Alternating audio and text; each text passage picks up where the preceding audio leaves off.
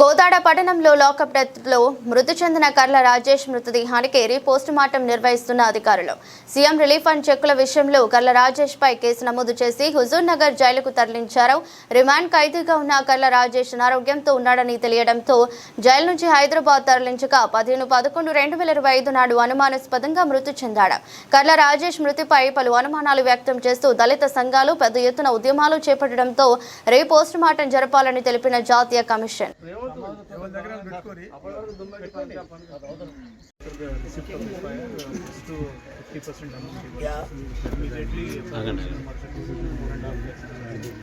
అదేవిధంగా వాళ్ళకి sir pension ఒకటి ఇవ్వాల్సి ఉంది సార్, అది ఈరోజు మీ చేతిగా తర్వాత వాళ్ళకి entitle for 1 house sir, 1 job sir.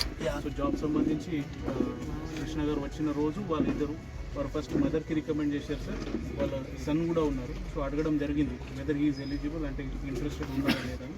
ఆ అంశం తెలుసుకుని చెప్పాను సార్. సో ఒకవేళ ఆ అంశం క్లారిఫై చేసేస్తే బికాస్ ఆయనకి